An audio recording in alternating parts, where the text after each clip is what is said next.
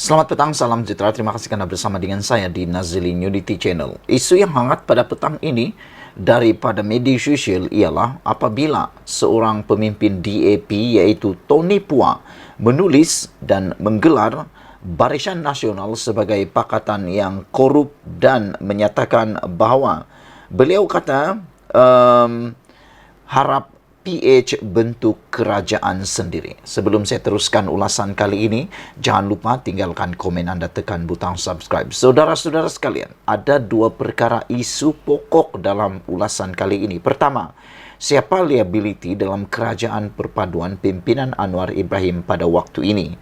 Adakah DAP ataupun UMNO Barisan Nasional itu sendiri? Sebelum anda memberikan apa-apa ulasan, anda jawab dulu dua persoalan ini. Siapa liability di dalam kerajaan perpaduan ini? Adakah DAP ataupun UMNO Barisan Nasional? Jika anda dapat menjawab dua persoalan mudah itu, anda akan ikuti dan anda akan dapat mengulas politik dengan lebih baik. Kita akan berfikiran matang dan kita akan berfikiran terbuka. Walau bagaimanapun, tindakan Tony Pua mengecam ataupun menyelar Barisan Nasional dengan menggelar Barisan Nasional sebagai pakatan yang korup dan beliau berharap untuk PH bentuk kerajaan sendiri adalah satu komen yang amat sensitif dan amat melukakan UMNO dan Barisan Nasional yang mana pada ketika ini berada dalam kerajaan perpaduan pimpinan Anwar Ibrahim. Sehingga pada waktu ini timbul pelbagai persoalan besar yang berkait dengan perkembangan terkini Tony Pua menggelar BN Pakatan Korup tersebut. Ada beberapa pemimpin daripada UMNO yang paling lantang iaitu Ashraf Wadi Dusuki dan beberapa pemimpin yang lain mendesak DAP jangan mencalonkan Tony Pua dalam PRN. Ada juga yang mendesak MCA atau MIC kalau saya tak silap telah pun mendesak DAP kalau berani, kata mereka, ambil hukuman yang paling setimpal dan berat terhadap Tony Pua. Dan mereka tidak keberatan untuk mencadangkan DAP memecat Tony Pua daripada kerajaan ataupun daripada parti tersebut. Walaupun Anthony Luke telah menyatakan bahawa kenyataan daripada Tony Pua itu tidak mewakili DAP, namun telah menimbulkan pelbagai persoalan besar dan lebih memanaskan lagi dunia politik Malaysia dikala kempen pilihan raya sudah bermula pada hari ini. Dan salah seorang yang lantang bercakap iaitu Isham Jalil juga mengatakan bahawa BN sedia untuk jadi pembangkang. DAP boleh tinggalkan UMNO. Saudara-saudara sekalian, apa yang menjadi persoalan kita ialah apabila Isham Jalil mengatakan perkara tersebut iaitu BN sedia jadi pembangkang, DAP boleh tinggalkan UMNO. Kita pun tahu DAP dan UMNO sebenarnya tak pernah bersepakat sebelum terbentuknya kerajaan perpaduan. Tetapi oleh kerana titah ke bawah Duli Yang Maha Mulia yang di-Pertuan Agong, maka terbentuklah kerajaan yang menggabungkan seteru politik utama di Malaysia ini. Isham Jalil, ahli Majlis Kerja Tertinggi UMNO, mengatakan bahawa Tony Pua yang menggelar Barisan Nasional sebagai pakatan yang korup harus dibidas. Menurutnya, Tony Pua disarankan untuk memberi cadangan kepada pemimpin parti DAP supaya meninggalkan UMNO daripada kerajaan perpaduan sekiranya parti itu dilihat terlalu korup. Menjadi persoalan kita ialah kalau DAP meninggalkan kerajaan perpaduan ini, saya yakin kerajaan perpaduan ini akan tumbang. Kerana banyak kerusi dipegang sebenarnya oleh DAP berbanding UMNO. Tetapi kalau UMNO yang tinggalkan kerajaan perpaduan, tidak ada kesan langsung kepada kerajaan perpaduan ini. Meskipun kalaupun pemimpin-pemimpin UMNO Barisan Nasional mendesak Zahid Hamidi supaya tarik sokongan ataupun tidak lagi menyokong Anwar Ibrahim keluar daripada kerajaan perpaduan dan menyertai mana-mana gabungan ataupun berdiri sebagai pembangkang seperti yang dikatakan oleh Isham Jalil ini, maka tidak akan ada apa-apa kesan kepada kerajaan perpaduan. Dan mungkin seperti ulasan awal saya tadi, liability besar kepada Anwar Ibrahim sebenarnya sudah hilang. Karena kita perlu tahu, sebenarnya pada hemat dan jawaban saya, DAP pun boleh menjadi liability kepada kerajaan perpaduan, tetapi UMNO dan Barisan Nasional pun boleh menjadi liability kepada kerajaan perpaduan.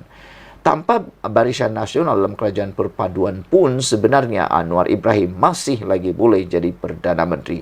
Oleh sebab itu, apabila Isham Jalil menyatakan keberanian kelantangan beliau menyatakan bahawa mereka sedia menjadi pembangkang, pada pendapat saya itu satu tindakan yang terburu-buru. Kerana untuk menjadi pembangkang adalah amat terlampau susah.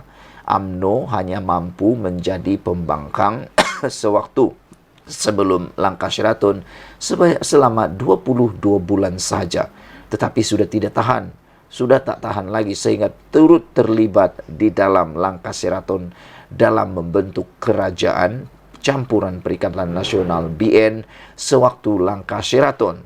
Jadi saya fikir sebenarnya apa yang dinyatakan oleh Isham Jalil ini lebih kepada mengikut emosi. Kerana kalau benar Barisan Nasional dan UMNO menjadi pembangkang, pasti sesuatu yang lebih teruk akan mereka alami. Silap sedikit, UMNO, Barisan Nasional akan menghadapi masalah paling besar yang tak pernah mereka lalui sebelum ini. Dan seperti penganalisis politik kata dan juga ada beberapa ahli politik mengatakan kalau UMNO jadi pembangkang, UMNO akan terkubur dan selama-lamanya menuju alam barzakh, kata mereka. Jadi itu sebabnya saya mengatakan bahawa tindakan Tony Pua membuat penyataan seperti itu sebenarnya sudah lama beliau lakukan, bukan pada waktu ini. Sudah lama DAP sebenarnya terbiasa. Sudah lama DAP menggunakan naratif seperti itu. Sejak sebelum lagi mereka membentuk kerajaan dahulu, sudah mereka gunakan naratif cerita seperti itu. Yaitu Barisan Nasional Pakatan Korup. Tetapi oleh kerana membentuk kerajaan, maka mereka harus menjaga buah mulut mereka. Mesti menjaga hati mereka. Mesti menjaga mulut mereka. Kerana sekarang ini mereka bersama dalam satu pasukan. Jadi kalau mau persalahkan Tony Pua sebenarnya tidaklah terlalu adil. Kerana Tony Pua sudah terbiasa dengan tindakan DAP dulu memang mengambil pendekatan naratif seperti itu. Dan adakah, ini soalan saya yang terakhir kepada anda, adakah apa yang dikatakan oleh Tony Pua itu salah? Kalau kamu tahu dan kamu ada jawaban kepada persoalan itu, sila tinggalkan komen kamu. Mungkin anda komen anda berkaitan dengan naratif itu. Benarkah apa yang dikatakan oleh Tony Pua itu atau ianya bohong? Tinggalkan komen anda. Sekian dulu untuk kali ini. Jangan lupa tinggalkan komen. Kita jumpa lagi. Bye-bye. Selamat pagi, salam sejahtera. Ini satu keputusan yang benar-benar mengejutkan bukan saja Najib tetapi juga UMNO dan juga Barisan Nasional. Dan yang paling penting sekali ialah mengejutkan dan mengecewakan Rosmah Mansur. Ya, mana tak sedihnya kan? Sudahlah Najib sedang meringkuk di penjara, dapat pula keputusan yang paling buruk diumumkan ini. Manalah tak sedih kan? Ada orang kata Najib mungkin meroyan, Rosmah mungkin akan meroyan lepas ini dan macam-macam lah. Dan mereka cuba meneka kepada siapalah Rosmah akan melepaskan stres atau marah beliau itu ya. Mereka katakan begitulah. Sebab ramai yang cuba meneka Rosmah mungkin rindu dengan Najib bosku. Karena kalau ada Najib bosku, boleh jugalah Rosmah melepaskan stres beliau dengan adanya Najib. Apa yang diputuskan hari ini atau kemarin ialah rayuan Rosmah ditolak di Mahkamah Rayuan. Tentang apa itu? Ia berkaitan dengan kebenaran semakan kehakiman untuk mencabar pelantikan mendiang Datuk Seri Gopal Sriram sebagai timbalan pendakwa raya kanan dalam kes rasuah projek solar hibrid bernilai RM1.25 bilion yang dihadapi oleh Rosmah Mansur. Jadi disahkan, memang disahkan ini. Kamu boleh share video ini sebab ini disahkan bahawa Mahkamah Rayuan telah pun menolak rayuan Datuk Seri Rosmah Mansur bagi kebenaran semakan kehakiman untuk mencabar pelantikan mendiang Datuk Seri Gopal Sriram sebagai timbalan pendakwa raya kanan dalam kes rasuah projek solar hibrid bernilai RM1.2 bilion yang dihadapinya. Panel 3 Hakim Mahkamah Rayuan dipengerusikan Datuk Hanifah Farikula yang bersidang bersama Datuk C. Ruzima Ghazali dan Datuk Si Mi Chun sebulat suara menolak rayuan Rosmah selepas mendapati ia tidak mempunyai merit. Sehubungan itu, panel terbabit memerintahkan isteri bekas Perdana Menteri itu, iaitu Datuk Seri Najib Razak, untuk membayar kos sebanyak RM10,000 melalui prosiding yang dijalankan secara Zoom hari ini. Kesian Rosmah kan? Kesianlah. Sudahlah kalah, sudahlah rayuan beliau ditolak, terpaksa pula membayar RM10,000 untuk kos prosiding. Rosmah merayu keputusan Mahkamah Tinggi pada 30 Ogos 2022 yang menolak permohonannya untuk mendapatkan kebenaran memulakan semakan kehakiman selepas membenarkan bantahan awal pendakwaan yang bertindak sebagai responden dalam rayuan ini. Hakim Datuk Ahmad Kamal Mad Sahid membuat keputusan itu selepas berpuas hati bahawa permohonan bagi kebenaran semakan kehakiman difailkan di luar tempoh masa yang ditetapkan dan tiada alasan wajar bagi mahkamah memberikan lanjutan masa. Melalui penghakiman yang dibacakan Mi Chun, panel itu bersetuju permohonan Rosmah untuk kebenaran di Mahkamah Tinggi dibuat di luar tempoh masa kerana ia sepatutnya difailkan dalam tempoh 3 bulan dari tarikh fiat surat kebenaran rasmi pelantikan Sriram pertama kali dilihat.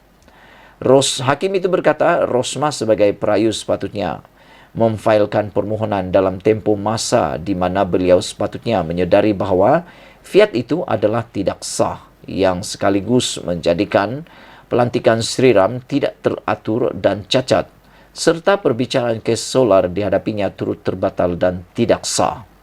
Katanya, jika ia difailkan dalam tempoh masa, maka permohonan itu sudah tentu mempunyai alasan yang wajar pada ketika itu. Ketika hujahan rayuan berkenan pada 18 Mei lalu, Mahkamah memutuskan kematian Sriram pada 29 Januari lalu tidak akan menjejaskan rayuan dan ia tidak bersifat akademik selepas mendapati perkara terbabit mengandungi isu langsung mengenai fiat yang didakwa Rosmah sebagai tidak sah, tidak teratur dan cacat. Sebelum ini, Rosmah memohon untuk menggugurkan Sriram tetapi ditolak oleh Hakim Mahkamah Tinggi Muhammad Zaini Mazlan yang mendengar perbicaraan kes rasuahnya dan rayuannya turut ditolak Mahkamah Rayuan dan Mahkamah Persekutuan. Pada 1 September tahun lalu, Mahkamah atau Muhammad Zaini memutuskan bahawa Rosmah bersalah atas pertuduhan meminta rasuah RM187.5 juta dan menerima suapan RM6.5 juta membabitkan projek solar hibrid bernilai RM1.25 bilion untuk 369 sekolah luar bandar di Sarawak dan menjatuhkan hukuman penjara 10 tahun serta denda RM970 juta. Wow, ini satu jumlah yang paling banyak sekali dalam rekod Malaysia.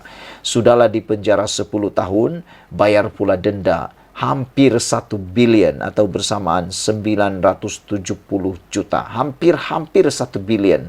Bagaimana nak bayar denda ini? Kita pun tak tahu. Dari mana duit Rosmah? Adakah Rosmah cukup duit? Apa pendapat kamu? Pada pendapat kamu sekalian, adakah Rosmah akan dapat melalui penjara selama 10 tahun ini dan beliau tidak mempunyai masalah untuk menghabiskannya? Atau beliau akan mengalami nasib yang hampir sama seperti suaminya, yaitu Najib Tun Razak yang mana baru beberapa hari masuk penjara dah mengalami sakit dan sudah beberapa kali masuk di hospital kerana mengalami sakit dan macam-macam lagi lah. Itu baru Najib yang dipenjara 12 tahun dan denda kalau saya tak silap 210 juta. Tapi Rosmah ni RM970 juta. Dari mana duit dia mau dapat tuh untuk bayar 1 bilion, ada hampir-hampir 1 bilion nih.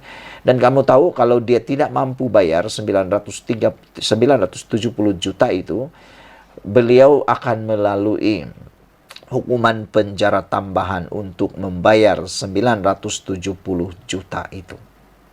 Ada pendapat kamu? Adakah Rosmah akan dapat membayar 970 juta itu? Dari mana duit dia untuk bayar 1 bilion ini? Rosmah kemudian memfailkan rayuan berhubung sabitan dan hukuman terhadapnya dan kini bebas dengan jaminan RM 2 juta sementara menunggu pendengaran kesnya yang ditetapkan dari 11 hingga 14 Julai ini. Wah, ini pun memang mengejutkan kita. Bayangkan uang jaminan sebanyak 2 juta. 2 juta tuh bosku, dari lahir saya sampai saya mati belum tentu saya dapat. Tapi macam mana Rosmah boleh dapat 2 juta ini untuk jaminan? Wah, banyaknya duit kan. Apalah, itu dia punya nasib lah. Dalam prosiding hari ini, Rosmah diwakili Peguam Datuk Jarjit Singh dan Datuk Akberdin Abdul Kader. Manakala Peguam Kanan Persekutuan Samsul Bol Hassan dan Liu Hong Bin bertindak bagi pihak responden. Sekian dulu untuk kali ini. Jangan lupa tinggalkan komen Anda, share video ini karena ini keputusan yang sah, yaitu rayuan Rosmah ditolak di Mahkamah Rayuan. Kita jumpa lagi. Bye-bye.